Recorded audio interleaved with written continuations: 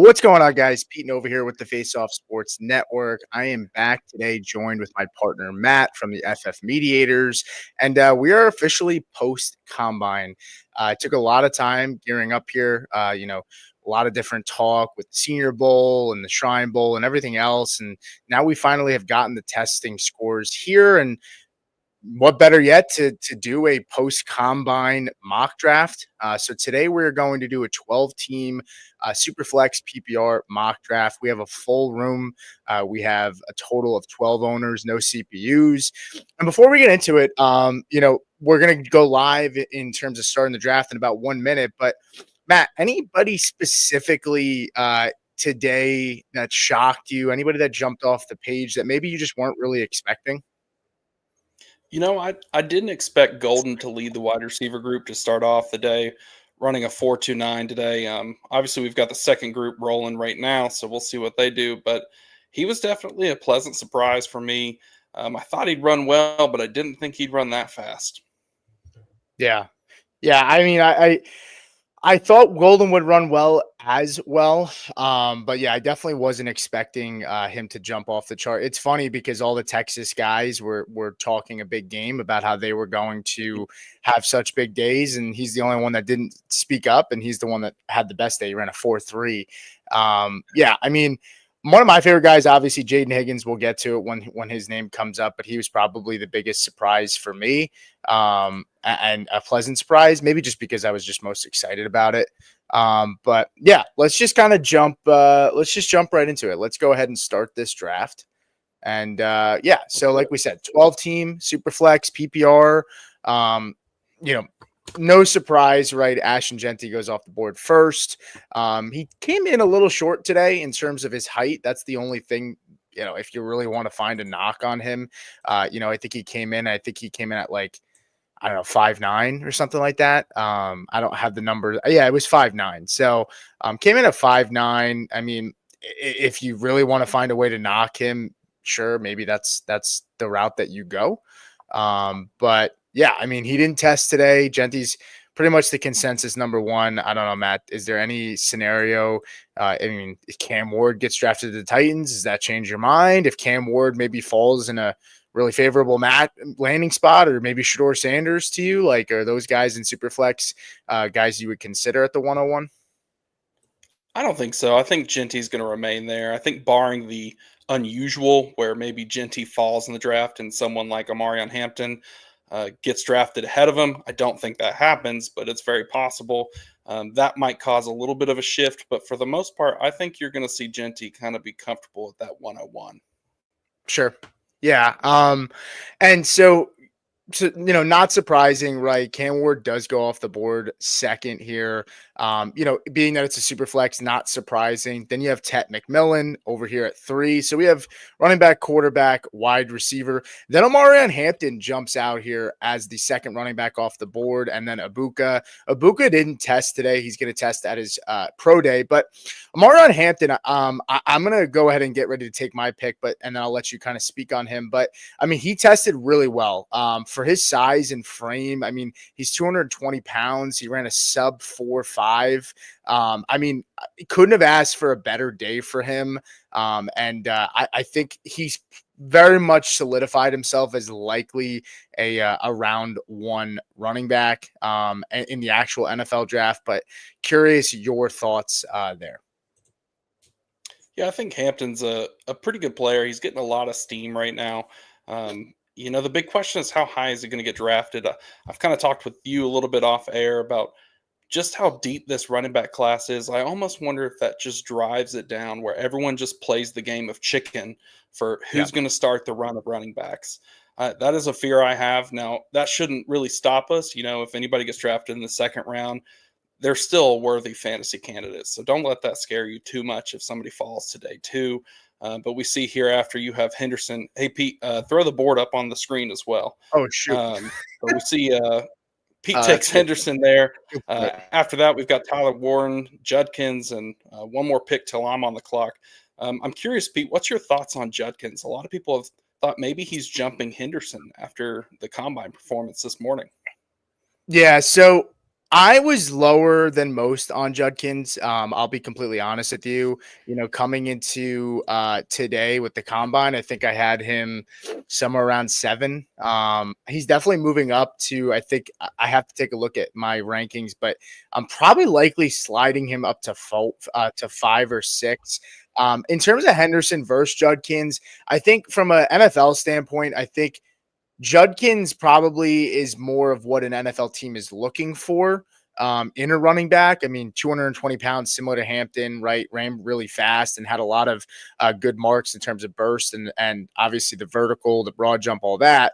But Henderson prototypes or profiles more better for fantasy to me. So I still have Henderson from a fantasy aspect ahead of Judkins right now. Yeah, so Burden goes before me here. I do like Burden. I think he's going to be a really good slot when we get to the next level. But for me, I'm going to go with a wide receiver I can't stop drafting in mocks. I'm really excited about Matthew Golden. I mentioned at the top of the show he ran a 4.29 to lead the wide receivers so far. So I'm really excited to see where he ends up. I think he's a lock to be a first round pick after what he ran today. A fantastic route runner. He's going to be an absolute monster on double moves and deep balls once he gets into the league. Yeah, yeah. I'm looking here and I definitely like Golden. I think unfortunately for him, Quinn Ewers definitely held him back a little bit. And Hmm. comes out that we find out that he had a torn abdominal. And so unfortunate for Golden. I'm sure that kind of lowered productivity. But yeah, I mean Golden looked great on tape. So you take Golden, obviously Burton goes ahead of you. Caleb Johnson is a guy that has slid here. He's at the 111. In many He's huge, drafts now. man. Oh, I know he's a monster. But in many drafts, prior to now today, and this is just what's going to happen, right? Like guys are going to get steamed up, and like you said, like Hampton's over there at the 104. Caleb Johnson was going around 106, maybe even a pick earlier in many mock drafts that I did. This is the first time I'm seeing him slide to the 111, and I think part of that is, I mean, he ran a 4.58, and the thing that's tough for him is his long speed is his ability to run in a straight line is he's going to need to go to a gap scheme, and his ability to run in a straight line you would think would be a strong point. And look, for what it's worth, 4.58, the 40-yard dash does not worry me too much with running backs, because you have to also have, the ability, your feet and your head have to kind of match up, right? Just because you can run fast, like the vision's important as well. And one thing with Caleb Johnson is, I know people will tout his offensive line and you know, and all that, and how, he had good blocking, but he had good vision as well. And so look, Mhm. 4.58 as a guy that's 220, he didn't run a sub 4.4, a 4.5 like everybody else, but I'm not that mad at the 4.58. I mean, I wanted him to run a little faster, but 4.58's fine. It's not a death sentence for him at that size. Yeah, and for a guy weighing in at 224, I think that's an acceptable time. We Yeah. see at the 112, Shador goes. I think that's great value for a quarterback in the super flex. Ending out the first round with Loveland starting the first pick of the second round, followed by Coach taking Travis Hunter. I mean, the big question is how much wide receiver is Travis Hunter going to play? Uh, I think it's worth the risk at the 202, to be honest, though.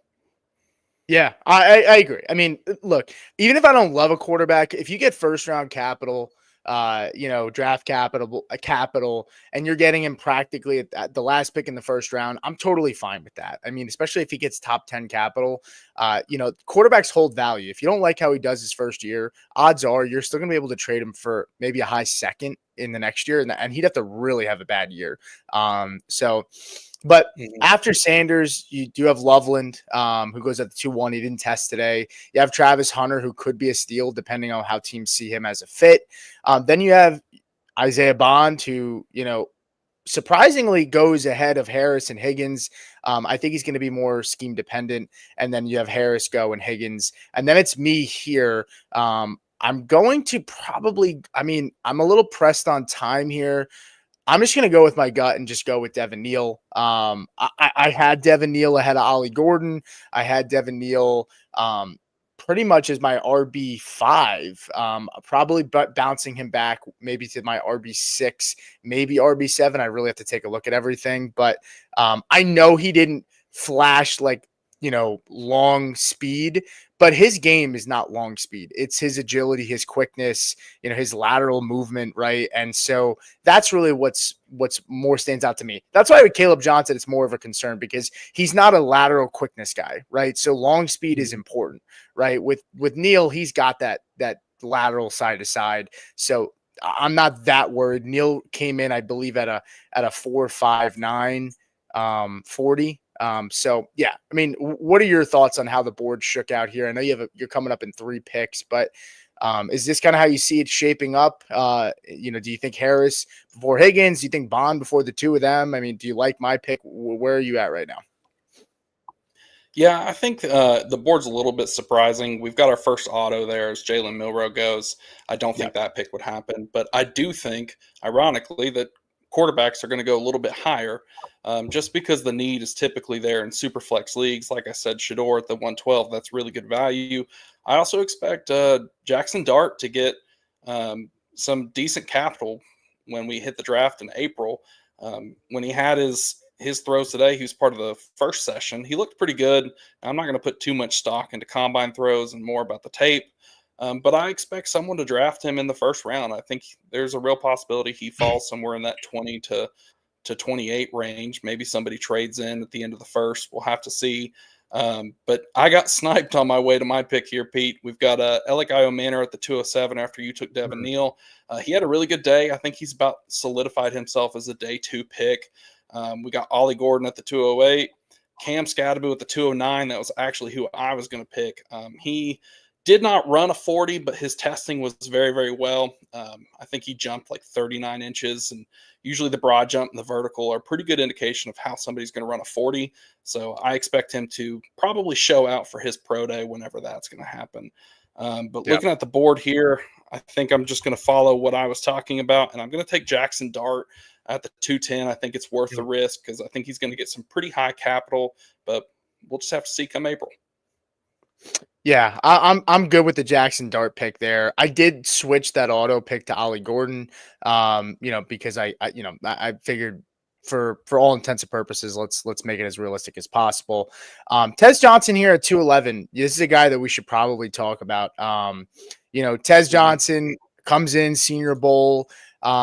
Dusting guys off the line, and the thing about the Senior Bowl and the one-on-ones, and it's not real football, right? I mean, the one-on-ones, it's the leverage is all for the wide receiver. Defenders have no leverage inside, no leverage outside, so much space, and that's a drill that's made for a guy like Tez Johnson. Now, Tez Johnson's going to be a guy that at this point, unless he comes to his pro day, he's not a 4.5 guy.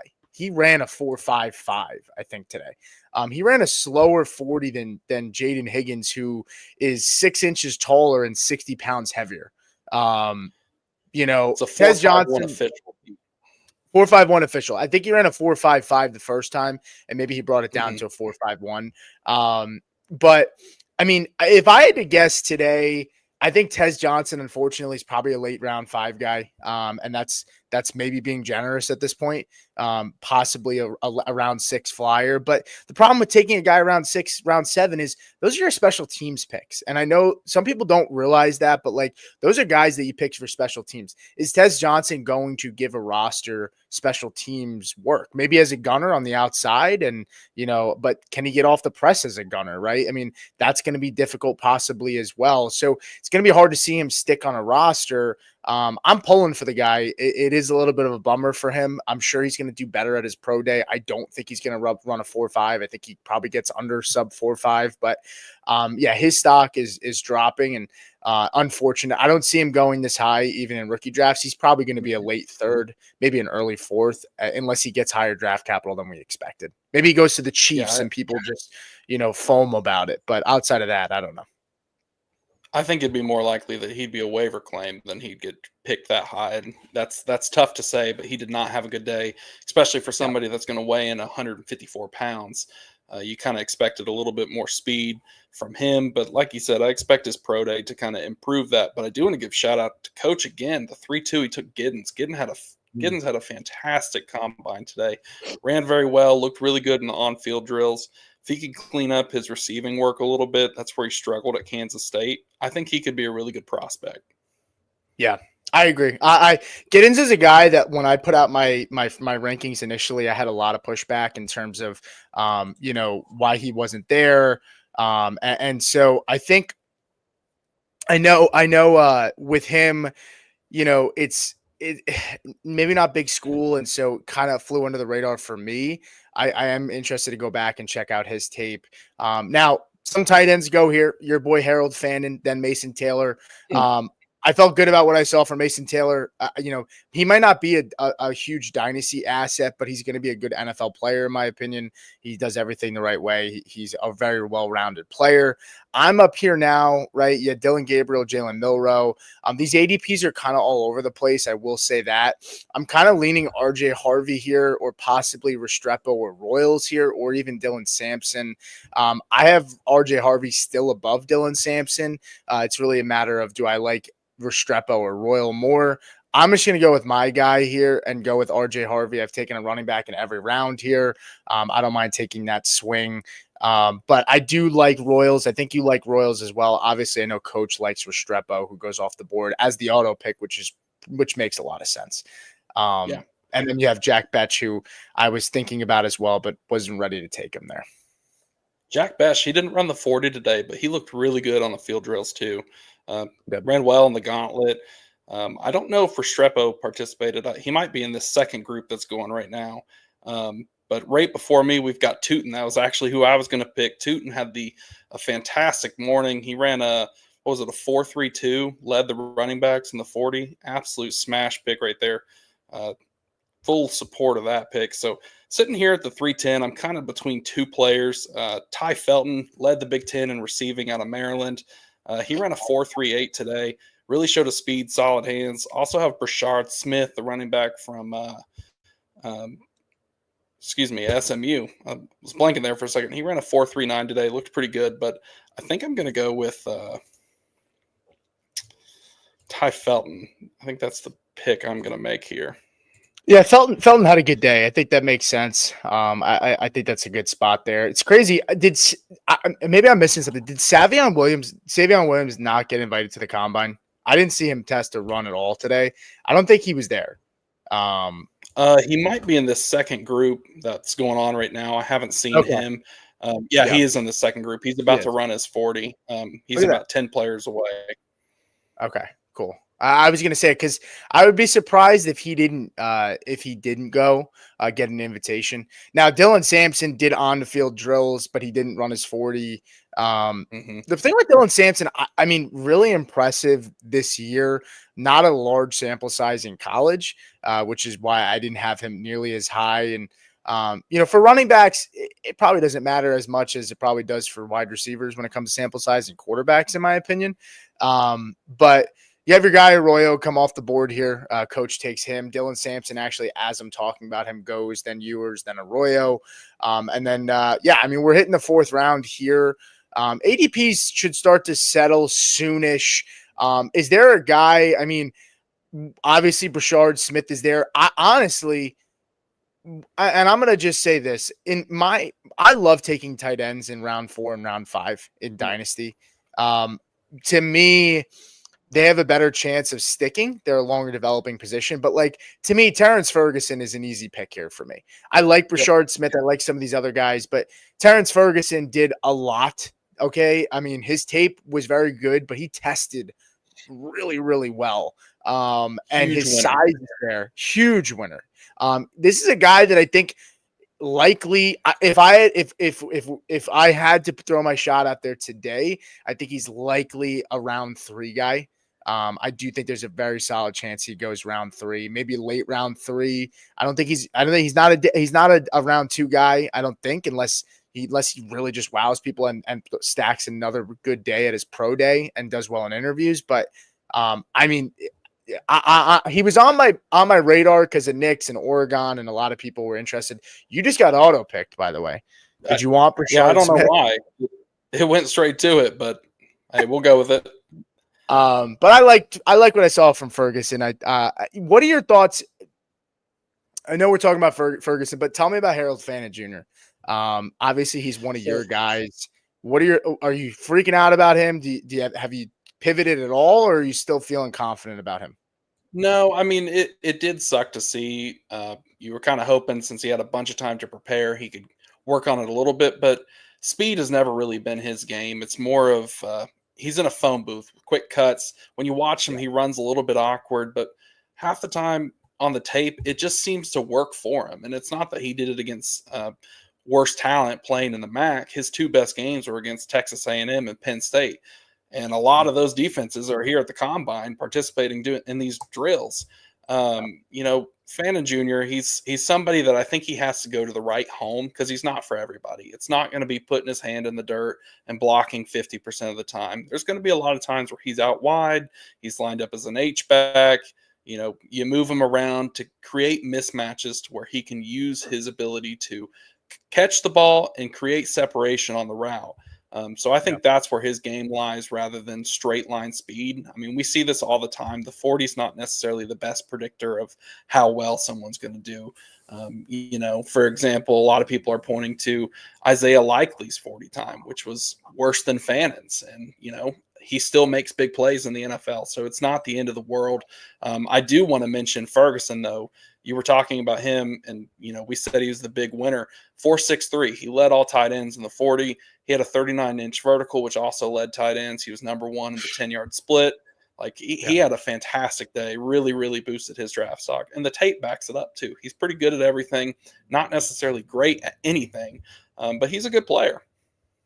Yeah, he could be similar to Mason Taylor, where maybe a better athlete, where he can get on the field pretty much in almost every formation, but he may have a little bit more upside. Whereas I think Taylor has a better chance to stick, just because I think he's more well rounded. But I think Ferguson probably has more upside.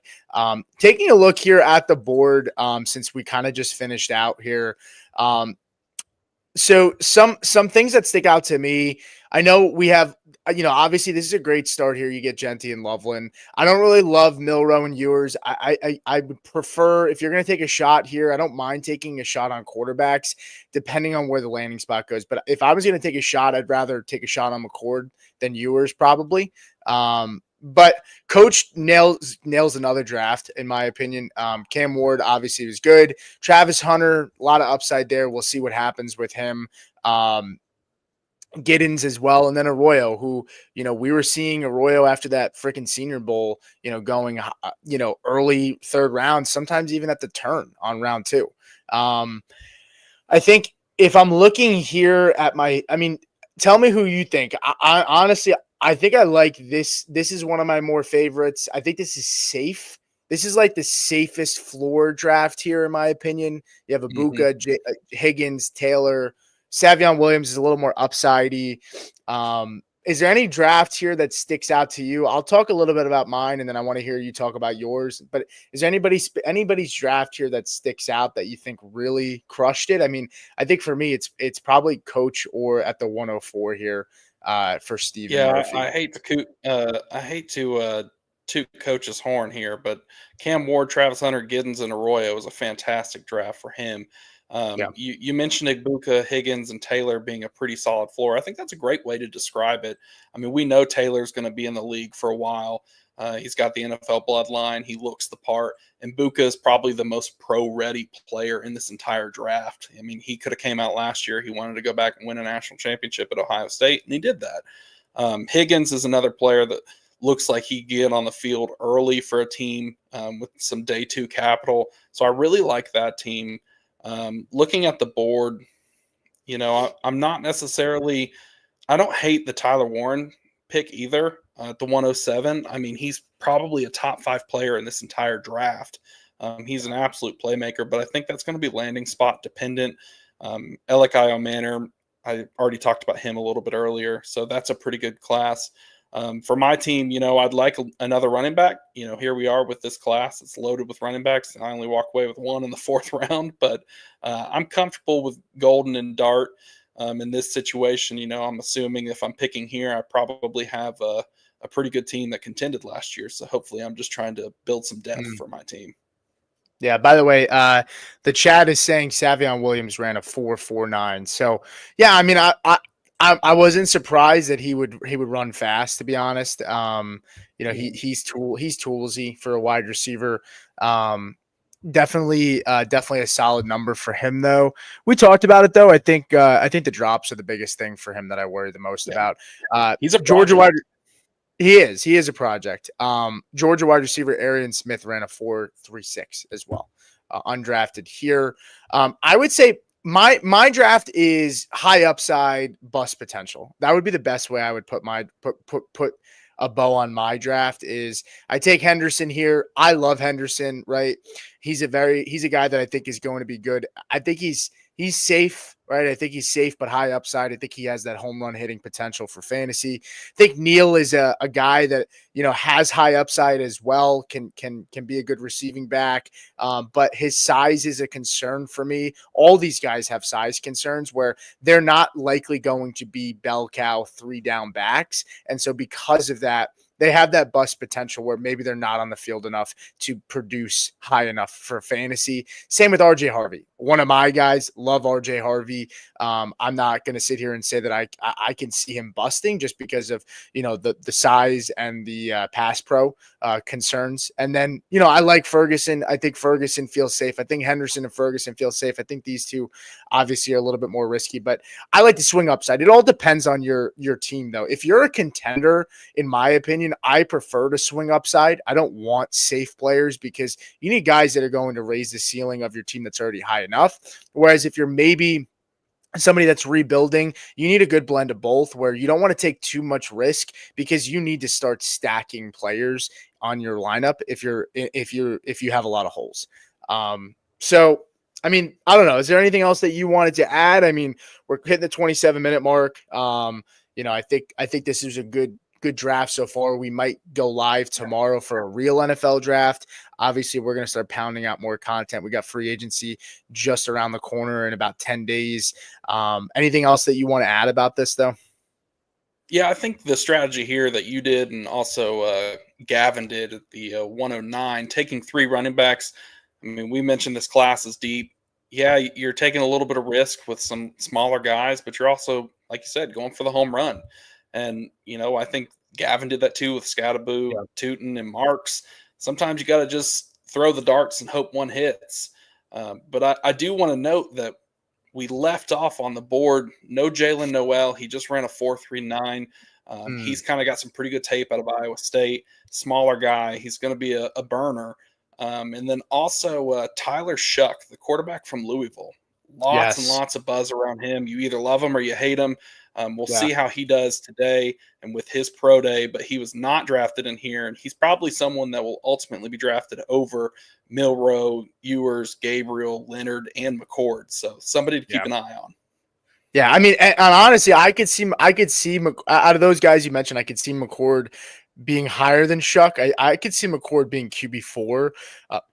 Off the board, depending on how he throws. He's a wild card. I Mhm. honestly, I look at him and Dart very similar. I think Dart gets a little bit more hype, but I do think McCord has a Baker Mayfield vibe to me with just his play style in general.